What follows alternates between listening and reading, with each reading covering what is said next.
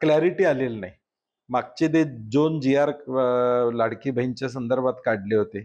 आता नेमकं शासनाची भूमिका काय अजून स्पष्ट बोलत नाहीत. कारण की शेवटी व्यवस्थेमध्ये जो पण जी-आर पुढे येत नाही आणि लेखी आदेश येत नाही, तोपर्यंत आम्हाला कळणार नाही की या आत्ताच्या सत्ताधाऱ्यांची भूमिका नेमकी काय?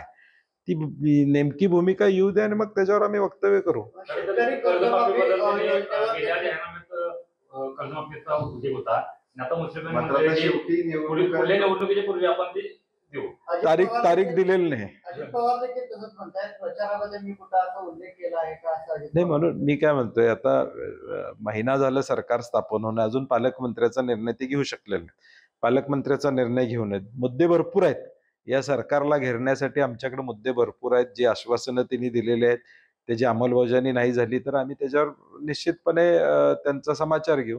अजून वेळ थोडा देऊया आपण. मार्चच्या बजेटमध्ये काय येते त्याच्यावर पुढची दिशा आमची ठरेल. कारवाई करण्यात आलेली आहे. आता काही वेळापूर्वी ही कारवाई करण्यात आली आहे. काय सांगाल एकंदरीत आजपर्यंत या सगळ्या प्रकरणावर नाही, आमची सातत्यानं मागणी होती कारवाई झाली पाहिजे, चौकशी त्या ठिकाणी झाली पाहिजे, निपक्षपणे ती चौकशी व्हावी अशी अपेक्षा आहे. भाजपचे आमदार सुरेश धस जे मुद्दे या ठिकाणी सांगतात ते SIT त्याची चौकशी करणार आहे का, हा महत्वाचा यातला प्रश्न त्या ठिकाणी असणार आहे. त्यांनी लेखी काही मुद्दे त्या ठिकाणी दिलेले आहेत, त्याची चौकशी होणार आहे का, हा प्रश्न या ठिकाणी महत्वाचा. आणि म्हणून आता चौकशी पूर्ण होऊन चार्जशीट फाईल होत नाही तोपर्यंत शासनाची भूमिका कळणार नाही. आता आरोपी अटक केली, परंतु चार्जशीट मध्ये काय येतंय?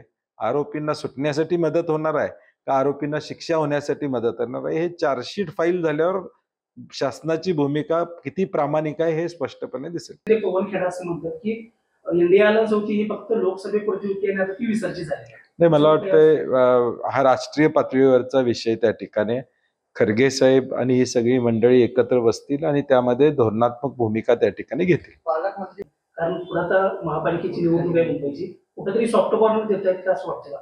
नाही, शेवटी मतदार जो काय आहे तो मतदार आकर्षित करण्याचे वेगवेगळे उपाय ते करताना दिसत आहेत.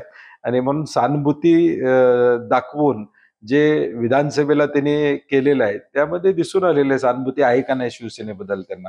आणि त्यामुळे या वक्तव्याचा फार काय परिणाम आमच्या महाविकास आघाडीवर होईल असं मला वाटत नाही. मात्र दुसऱ्या बाजूला शिवसेना देखील नरेंद्र मोदी असतील किंवा देवेंद्र फडणवीस असतील यांचं कौतुक करताना पाहायला मिळत आहे.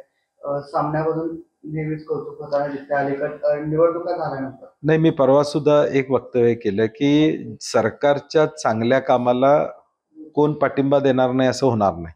चुकीच्या कामाला मात्र, चुकीच्या गोष्टीला त्याच्यावर बोट ठेवणं ही विरोधक म्हणून आमची जबाबदारी असणार.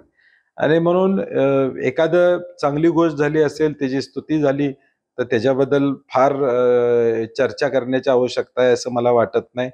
मुळात भाजपची भूमिका महाराष्ट्राबद्दल काय आहे, भाजपचा मॅनिफेस्टो जो जाहीर केला होता त्याच्याबद्दल काय, लाडक्या बहिणीचं अनुदान च्या संदर्भातला विषय त्या ठिकाणी, 7.5 HP शेतकऱ्यांच्या वीज बिलामुळे आता आर्थिक बोजा पडलाय असं अर्थमंत्र्यांनी कालच जाहीर केलेला आहे.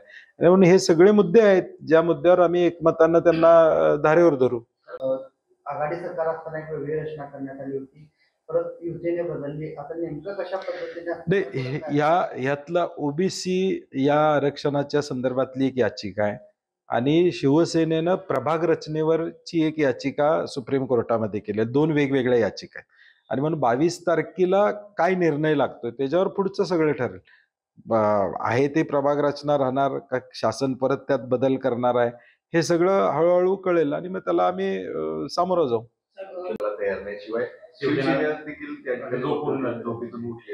नाही, मला वाटतंय अंतर्गत पक्षांतर त्यांनी वक्तव्य केलेलं आहे. त्या वक्तव्याचं आमच्या पक्षात देखील अनेकदा चर्चा होतात, आपल्या बरोबरच्या सहकार्याने काय केलं पाहिजे. मला वाटतं थोडं जपून वक्तव्य त्यांनी केलं असतं तर बरं झालं असतं. कारण की शेवटी महाविकास आघाडी म्हणून आपण लोकसभा लढलो, विधानसभा आता आपण लढलेलो आहे आणि आमची पाठ किती सक्षम आहे हे 99 खासदार या देशामधले अनुकूल परिस्थिती नसताना सुद्धा त्या ठिकाणी निवडून आले हे देशानं बघितलेलं आहे. संतोष देशमुख आहेत तिघांमध्ये कोऑर्डिनेशन काय वाटतं नेमकं काय चालू आहे? आता त्यांच्यात काय चाललंय माहित नाही मला, परंतु अडलंय एवढं नक्की आहे, नाहीतर निर्णय झाला असता. जर काय गडबड नसती तर कदाचित निर्णय पटदिशी झाला असता. कुठंतरी घोडा अडलेला आहे, कोणाला तरी कुठले तरी जिल्हे पाहिजेत, ह्यावरनं घोडा अडलेला आहे हे स्पष्ट दिसते, म्हणून तर निर्णय झालेला नाही. कारण की आज आता 26 जानेवारी आला. या वर्षीच्या राहिलेला अखर्चित निधी खर्च झालाय का नाही प्रत्येक जिल्ह्याचा आम्हाला माहित नाही. मार्चच्या आधीचा जिल्ह्यातला प्रत्येक निवडणुकीच्या आधी सगळे मान्यता, प्रशासकीय मान्यता दिल्या होत्या.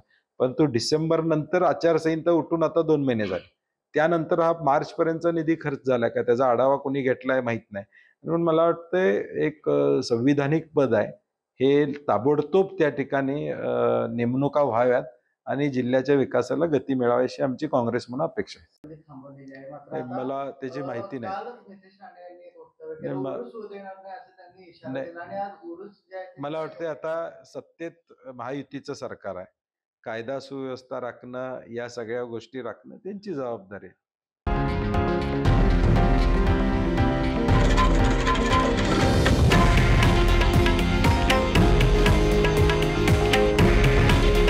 हे आहे देशातील नंबर 1 न्यूज नेटवर्क आणि आपण पाहत आहात TV9 मराठी. काळजी तुमची, हित महाराष्ट्राचं.